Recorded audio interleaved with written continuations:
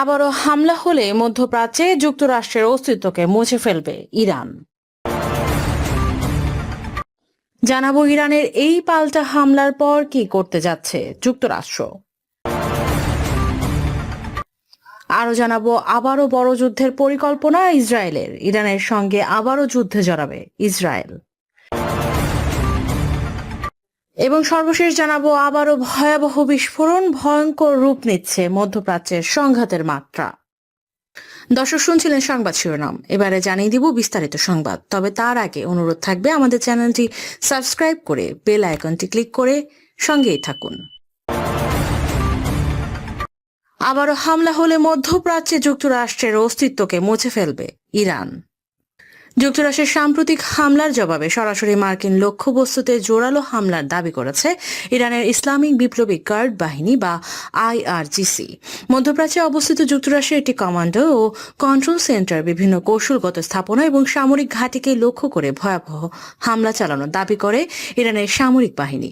সম্প্রতি এক বিবৃতিতে আইআরজিসি জানায় জর্ডানের আল আজরাক এলাকায় অবস্থিত মার্কিন বিমান ঘাঁটি এবং মধ্যপ্রাচ্যে থাকা যুক্তরাষ্ট্রের একটি কমান্ডো ও কন্ট্রোল সেন্টারকে লক্ষ্য করে মোট 10টি ব্যালিস্টিক ক্ষেপণাস্ত্র নিক্ষেপ করা হয়েছে। আইআরজিসি বলেছে ইরানের বিরুদ্ধে সাম্প্রতিক মার্কিন সামরিক অভিযানের প্রতিশোধ হিসেবে এই ক্ষেপণাস্ত্র হামলা চালানো হয়েছে। ইরানের সংবাদ মাধ্যম মেহের নিউজ এজেন্সি জানিয়েছে এ খবর। একই সঙ্গে ওয়াশিংটনের উদ্দেশ্যে নতুন করে কঠোর হুঁশিয়ারিও দিয়েছে আইআরজিসি। বাহিনীটি জানিয়েছে যুক্তরাষ্ট্র যদি আবারও ইরানের ওপর হামলা চালায় তাহলে শুধু জর্ডান নয়, পুরো মধ্যপ্রাচ্য জুড়ে ছড়িয়ে থাকা মার্কিন সামরিক ঘাঁটিগুলো ইরানের হামলার লক্ষ্যবস্তুতে পরিণত হবে। আইআরজিসি আরও দাবি করেছে এর আগেই তারা যুক্তরাষ্ট্রকে সতর্ক করেছিল যে নতুন কোনো আগ্রাসন হলে প্রতিশোধের পরিধি আরও বিস্তৃত করা হবে। সে সতর্ক বার্তার অংশ হিসেবেই এবার জর্ডানে থাকা মার্কিন সামরিক স্থাপনাগুলোতে হামলা চালানো হয়েছে বলে উল্লেখ করা হয়। যুক্তরাষ্ট্রের কমান্ডো ও কন্ট্রোল সেন্টার এবং জর্ডানের বিমান ঘাঁটি ছাড়াও মধ্যপ্রাচ্যের দেশ কাতার, কুয়েত ও বাহরাইনে অবস্থিত মার্কিন ঘাঁটিতেও ভয়াবহ হামলার কথা জানায় ইরানের সামরিক বাহিনী। এছাড়াও এ সকল দেশে অবস্থিত মার্কিন যুক্তরাষ্ট্রের বিভিন্ন গুরুত্বপূর্ণ এবং কৌশলগত স্থাপনাকেও লক্ষ্যবস্তু করার কথা জানানো হয়। বিশ্লেষকদের মতে ইরান ও যুক্তরাষ্ট্রের পাল্টাপাল্টি সামরিক পদক্ষেপ মধ্যপ্রাচ্যের নিরাপত্তা পরিস্থিতিকে আরও অস্থিতিশীল করে তুলেছে। পাল্টা প্রতিশোধের এই ধারাবাহিকতা অব্যাহত থাকলে আঞ্চলিক সংঘাত আরও বিস্তৃত হওয়ার আশঙ্কাও উড়িয়ে দেওয়া যাচ্ছে না। তবে টানা 2 রাতের পাল্টাপাল্টি সংঘর্ষের পর নতুন করে আর সংঘাতে জড়ায়নি কোনো দেশ। মার্কিন হামলার জবাবে যে পরিমাণ বিধ্বংসী হামলা চালায় ইরান, এরপর আবারও দেশটির বিরুদ্ধে আগ্রাসনের নামলে মধ্যপ্রাচ্য থেকে যুক্তরাষ্ট্রের অস্তিত্ব ইরান মুছে ফেলতে পারে বলে শঙ্কা প্রকাশ করেছে বিভিন্ন আন্তর্জাতিক বিশ্লেষকরা। ইরানের এই পাল্টা হামলার পর কি করতে যাচ্ছে যুক্তরাষ্ট্র? এবার যুক্তরাষ্ট্রের বিরুদ্ধে হামলায় নতুন অস্ত্রের ব্যবহার করল ইরান। এই অস্ত্র দিয়ে কি মধ্যপ্রাচ্যের 3 দেশে অবস্থিত যুক্তরাষ্ট্রের কৌশলগত স্থাপনায় ভয়াবহ হামলা চালায় ইরানের সামরিক বাহিনী। জানা গেছে ইরানের হামলায় বিপর্যস্ত মার্কিন যুক্তরাষ্ট্রের প্রায় নাজেহাল অবস্থা। যুক্তরাষ্ট্র কি তবে এবার ইরানের পাতা ফাঁদে পড়ে গেল?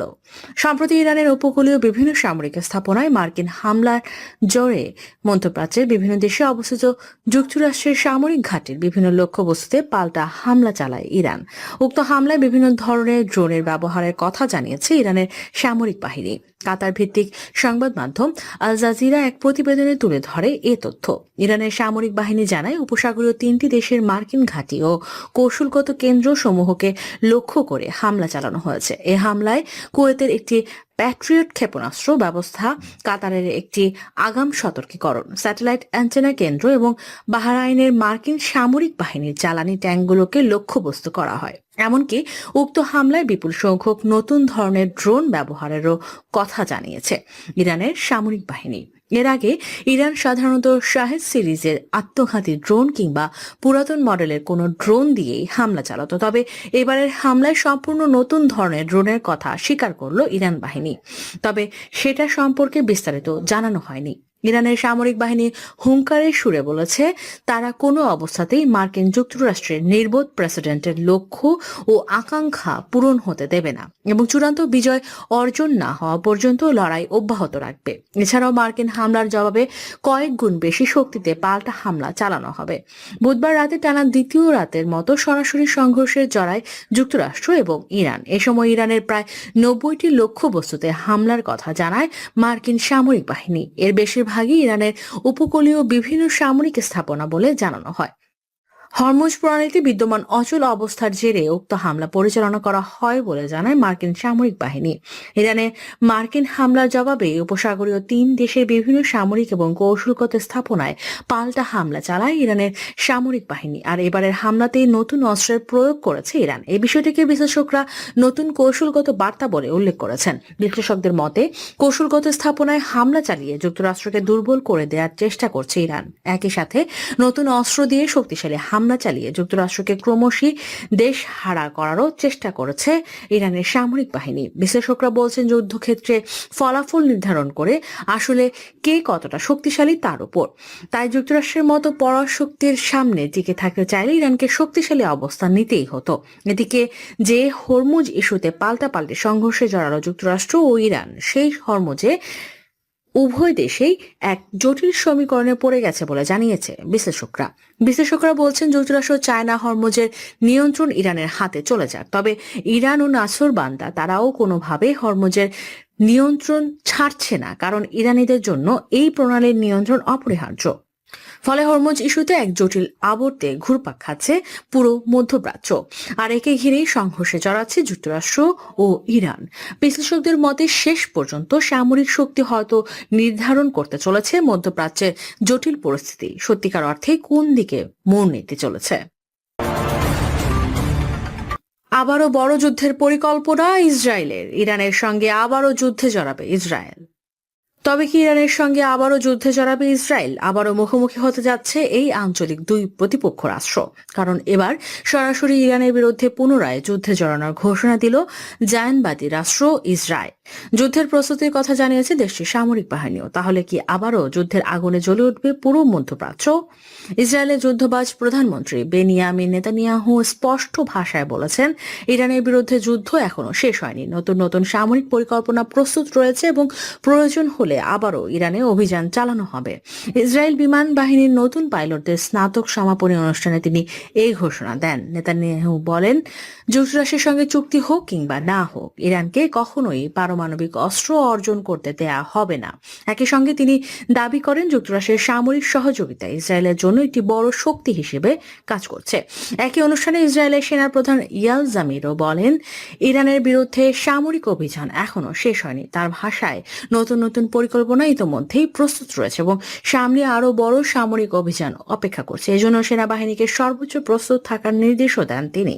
এদিকে ইসরায়েলের প্রতিরক্ষা মন্ত্রী ইসরায়েল কার্য কঠোর অবস্থানের কথা জানিয়েছেন। তিনি বলেন, প্রয়োজন হলে ইরানে আবারও হামলা চালাতে ইসরায়েল প্রতিরক্ষা বাহিনী সম্পূর্ণ প্রস্তুত।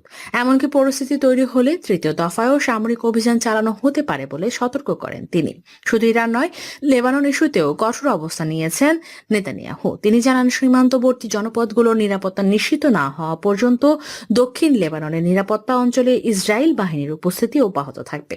এরই মধ্যে মার্কিন প্রেসিডেন্ট ডোনাল্ড ট্রাম্পের সঙ্গে টেলিফোনে কথা বলেছেন নেতানিয়াহু। দুই দেশের মধ্যে চলমান সামরিক সমন্বয় বজায় রাখার বিষয়ে তারা একমত হয়েছেন বলে জানিয়েছে ইসরায়েলের প্রধানমন্ত্রীর কার্যালয়। বিশেষজ্ঞদের মতে ইসরায়েলের এই নতুন যুদ্ধ ঘোষণা এবং ইরানকে ঘিরে চলমান উত্তেজনা মধ্যপ্রাচ্যের পরিস্থিতিকে আরও অস্থিতিশীল করে তুলতে পারে। ফলে যে কোনো মুহূর্তে আবারও বড় ধরনের সামরিক সংঘাত শুরু হওয়ার আশঙ্কা উড়িয়ে দেওয়া যাচ্ছে না। প্রিয় দর্শক, এই ছিল এখনকার সর্বশেষ সংবাদ। আপডেট সব সংবাদ পেতে চ্যানেলটি সাবস্ক্রাইব করে বেল আইকনটি ক্লিক করে সঙ্গেই থাকুন।